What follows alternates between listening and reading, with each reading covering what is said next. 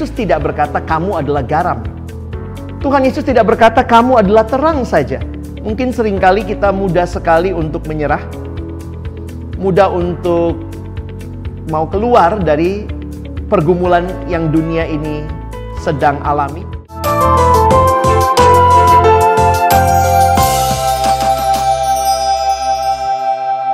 Shalom pemirsa Live Channel yang dikasihi dalam Tuhan Yesus Kristus.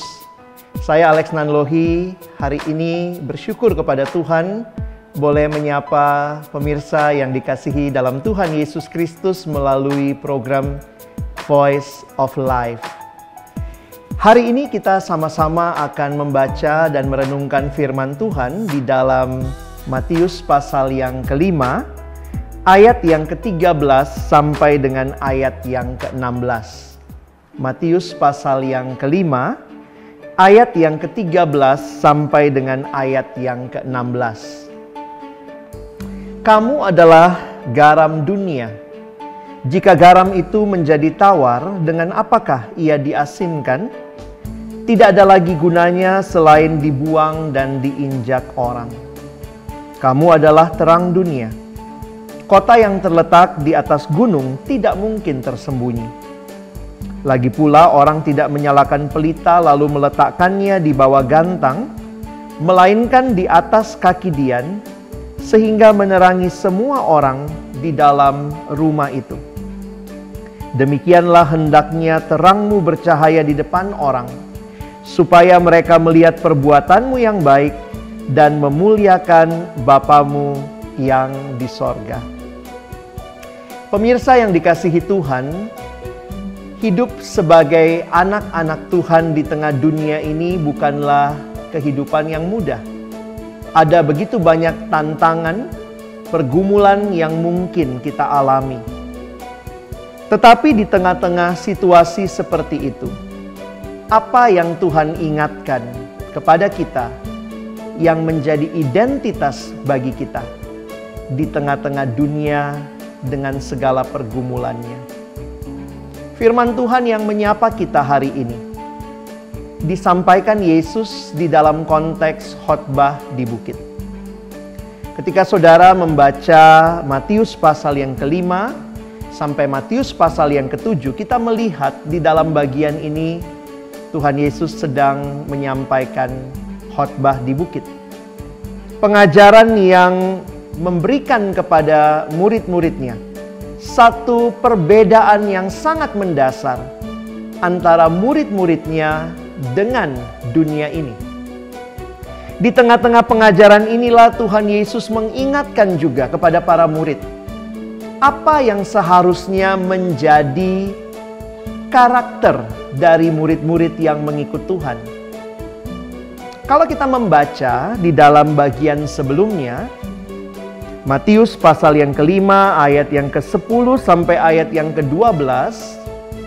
Bagi saya ini satu hal yang sangat menarik untuk kita perhatikan apa yang Tuhan sampaikan.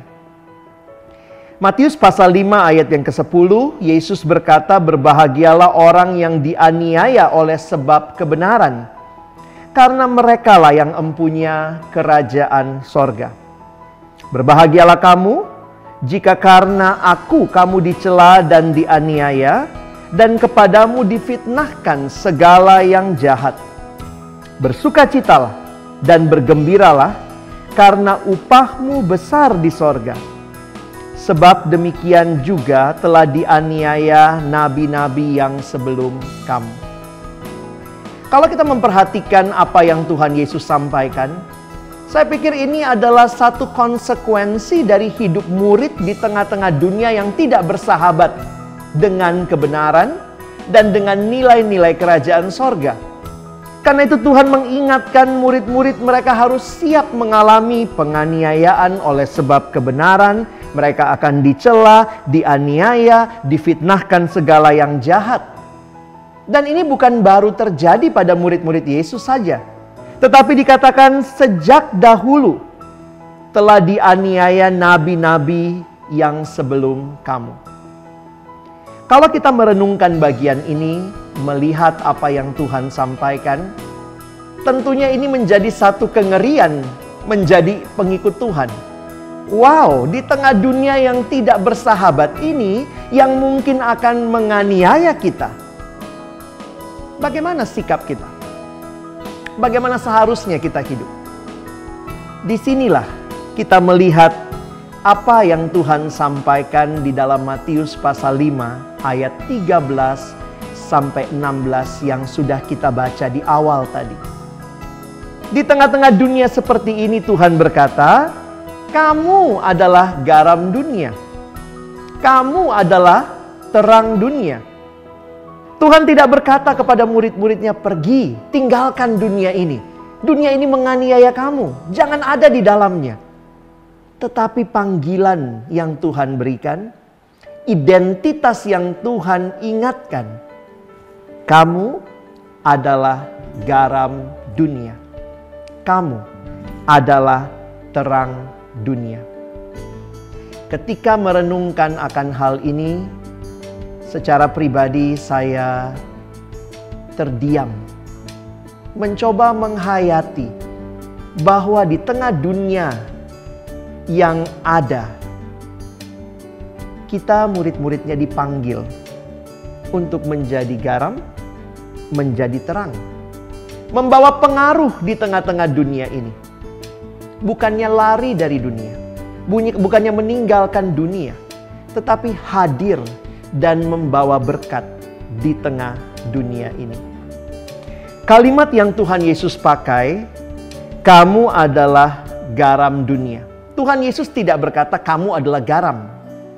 Bukan, kamu adalah garam dunia. Tuhan Yesus tidak berkata kamu adalah terang saja. Tetapi Tuhan Yesus berkata, kamu adalah terang dunia. Hal ini menunjukkan bahwa bukan hanya kita hadir sebagai terang, tetapi tempat di mana kita hadir menjadi tempat yang Tuhan juga ingatkan.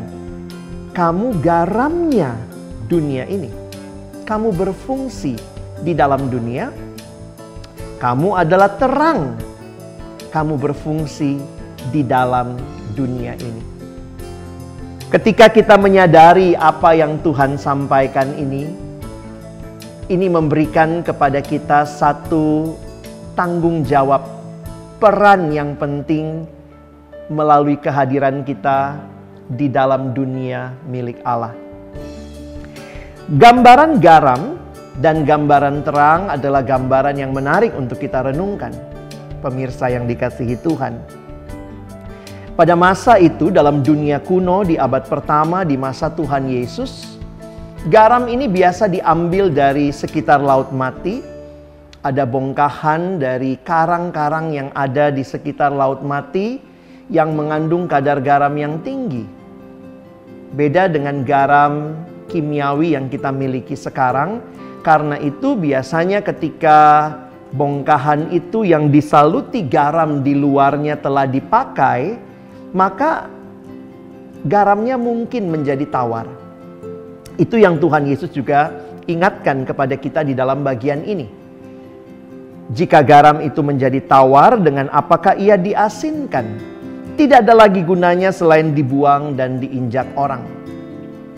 Gambaran garam ini mengingatkan kepada kita bahwa ada satu situasi dan kondisi yang terjadi. Mari kita pikirkan sebentar, apa yang biasanya menjadi fungsi garam di abad yang pertama.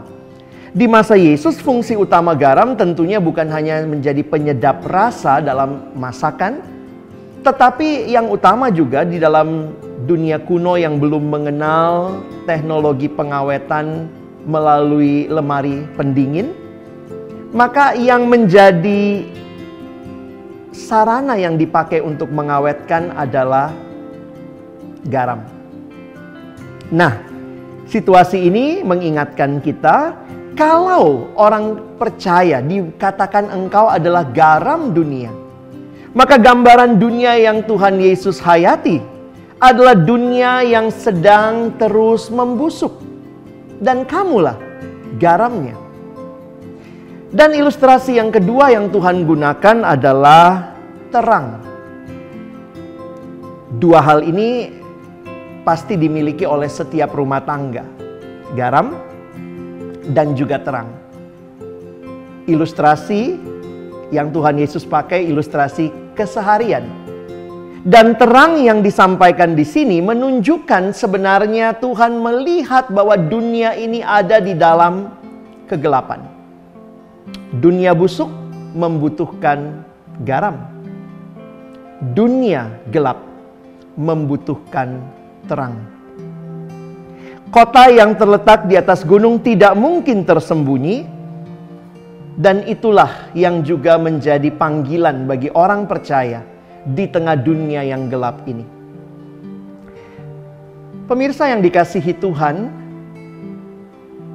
ketika kita merenungkan panggilan kita sebagai garam dan sebagai terang di dalam dunia ini, ketika kita menyadari kondisi dunia yang busuk, kondisi dunia yang gelap, kiranya kita boleh menyadari di tengah-tengah dunia seperti inilah Tuhan sedang menempatkan kita. Dan Tuhan mau kita tidak melupakan identitas kita ini. Mungkin seringkali kita mudah sekali untuk menyerah, mudah untuk mau keluar dari pergumulan yang dunia ini sedang alami. Tetapi bagi kita orang percaya kembali diingatkan identitas kita sebagai garam dunia dan sebagai terang dunia. Hidup sebagai anak-anak terang adalah kehidupan yang juga dibahas Rasul Paulus di dalam kitab Efesus. Di dalam Efesus pasal yang kelima, ayat yang ke-8, Paulus mengatakan, "Memang dahulu kamu adalah kegelapan, tetapi sekarang kamu adalah terang di dalam Tuhan. Sebab itu, hiduplah sebagai anak-anak terang. Karena terang hanya berbuahkan kebaikan dan keadilan dan kebenaran. Dan ujilah apa yang berkenan kepada Tuhan." Namun bukan hanya itu, saudara. Kehadiran terang yang menerangi itu menjadi hal yang Paulus ingatkan dan tegaskan. Efesus pasal yang kelima ayat yang ke-11. Efesus pasal yang kelima ayat yang ke-11. "Janganlah turut mengambil bagian dalam perbuatan-perbuatan kegelapan yang tidak berbuahkan apa-apa. Tetapi sebaliknya, telanjangilah perbuatan-perbuatan itu. Sebab menyebutkan saja pun apa yang dibuat oleh mereka di tempat-tempat yang tersembunyi telah memalukan. Tetapi segala sesuatu yang sudah ditelanjangi oleh terang itu menjadi nampak, sebab semua yang nampak adalah terang." Pemirsa yang dikasihi dalam Tuhan Yesus Kristus, berulang kali kita diingatkan, kehadiran kita bukanlah ikut dengan kegelapan dunia, bukanlah ikut dengan kebusukan dunia, tetapi biarlah kita mengingat kembali di dalam dunia yang mungkin akan memusuhi kita begitu rupa, di dalam dunia yang mungkin tidak senang dengan kehadiran anak-anak Tuhan, kita dipanggil untuk hadir dan memberkati, membawa nilai-nilai kerajaan Allah. Karena terang hanya berbuahkan kebaikan, keadilan, kebenaran. Dalam Filipi pasal yang kedua, ayat yang ke-15, Paulus ingatkan kepada jemaat di Filipi. Dalam Filipi pasal yang kedua, ayat yang ke-15, "Supaya kamu tiada beraib dan tiada bernoda, sebagai anak-anak Allah yang tidak bercelah, di tengah-tengah angkatan yang bengkok hatinya dan yang sesat ini. Sehingga kamu bercahaya di antara mereka seperti bintang-bintang di dunia." Kita tidak diminta jadi bintang di langit sana, jauh dari dunia. Tetapi kehadiran kita mungkin hanya seperti cahaya yang kecil, tetapi memberikan penerangan, memberikan petunjuk, memberikan arah kepada mereka yang terhilang. Pemirsa yang dikasihi Tuhan, bagaimana kita mengalami hal ini?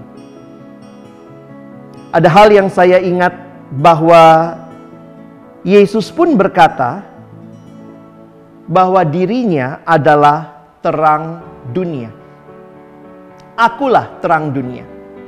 Jadi kalau kita pikir sebentar, siapa sesungguhnya terang dunia? Yesus atau kita? Nah, di sini kita jadi mengingat. Yesus adalah sang terang dunia, sumber dari terang itu. Kita bukan sumber terang. Tetapi Tuhan memanggil kita untuk menjadi terang dunia. Karena itu bagaimana kita bisa bercahaya di tengah dunia yang gelap ini?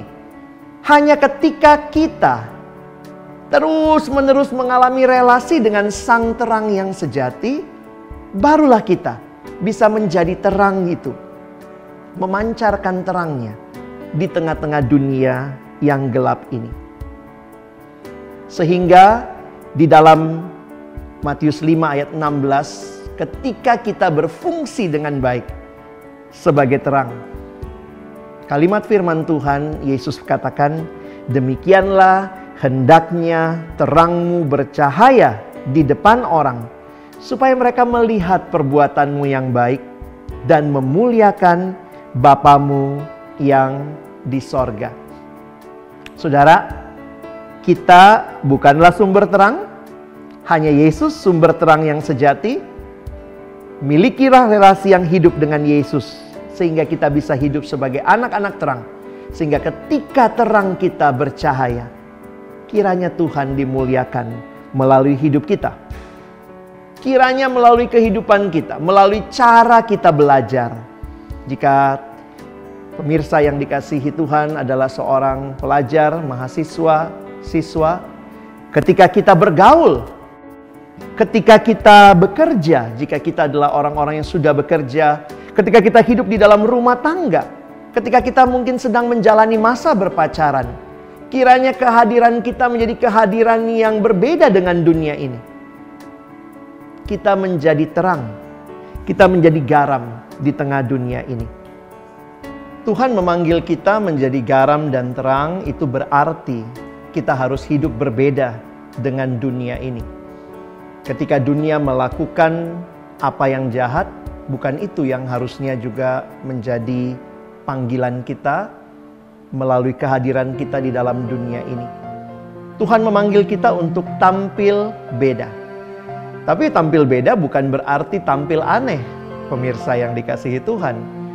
Ada orang yang seringkali merasa karena dia anak Tuhan, dia harus menunjukkan simbol-simbol bahwa dia Kristen, dia anak Tuhan, tetapi kehilangan kepekaan kepada dunia yang ada di sekitarnya. Tetapi kehadiran kita seharusnya menjadi kehadiran yang berbeda dan tetap dinikmati rasanya oleh dunia di mana kita hadir.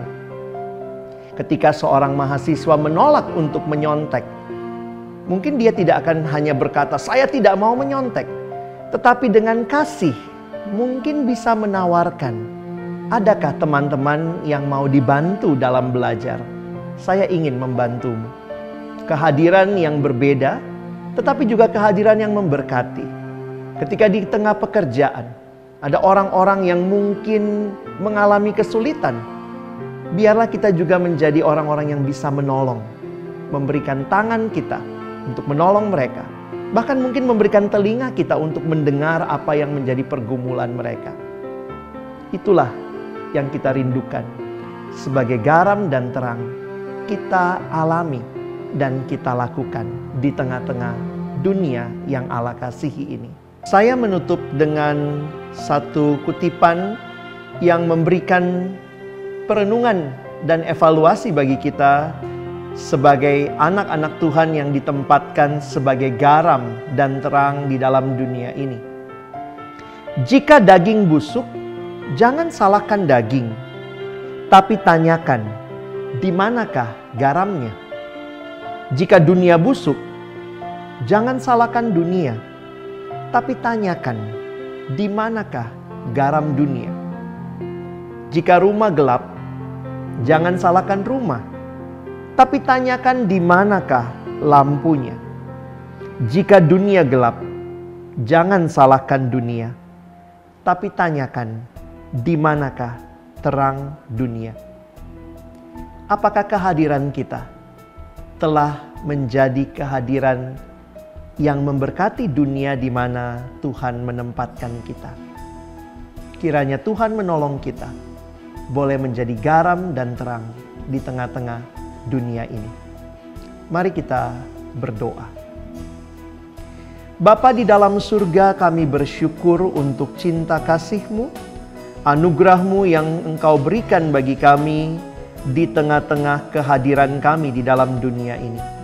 Kami bukan dipanggil menjadi serupa dengan dunia, tetapi kami dipanggil untuk berbeda dengan dunia dan bahkan hadir membawa berkat Allah kepada dunia ini. Kami sungguh berdoa, biarlah kehadiran kami menjadi garam, mencegah pembusukan dalam dunia ini. Kehadiran kami menjadi terang yang menerangi kegelapan dunia ini. Dan Tuhan mampukan kami dengan kuasa dan kekuatan dari Roh-Mu yang kudus. Kami boleh bukan hanya menjadi pendengar firman, tetapi menjadi pelaku-pelaku firman-Mu. Kami bersyukur, dalam nama Tuhan Yesus kami berdoa. Amin. Pemirsa yang dikasihi Tuhan, teruslah hidup menjadi garam dan terang di dalam dunia yang Allah kasihi ini.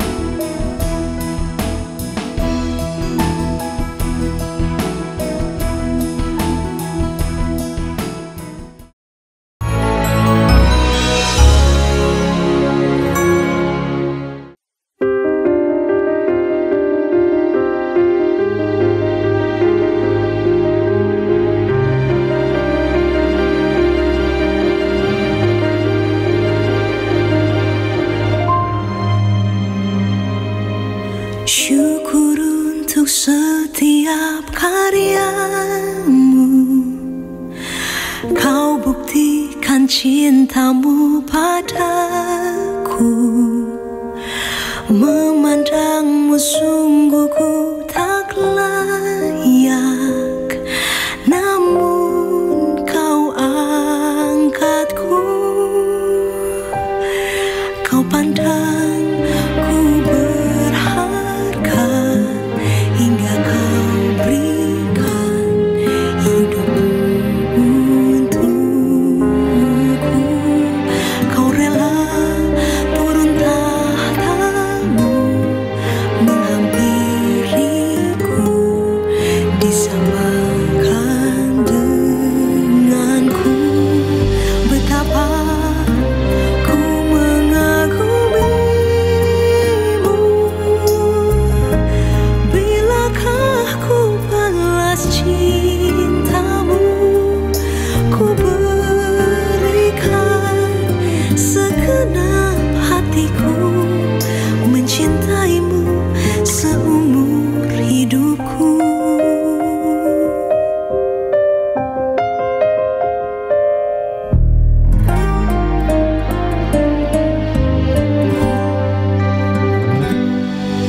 Syukur untuk setiap karyamu, Kau buktikan cintamu padaku. Memandang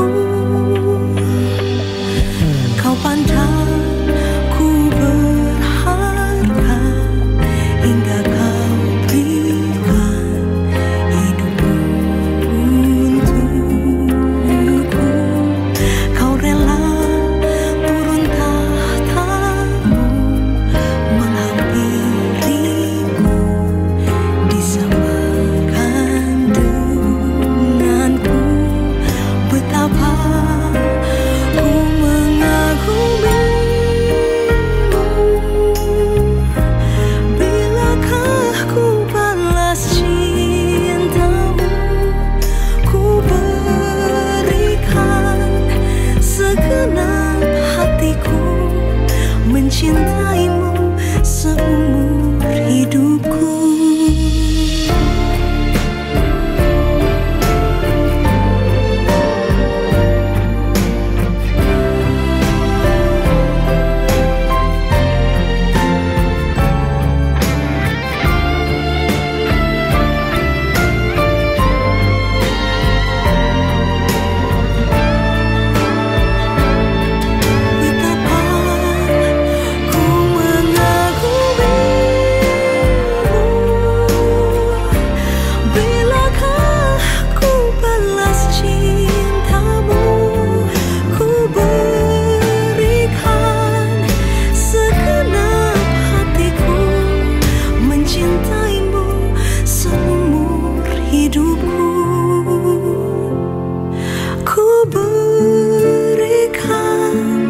Segenap hatiku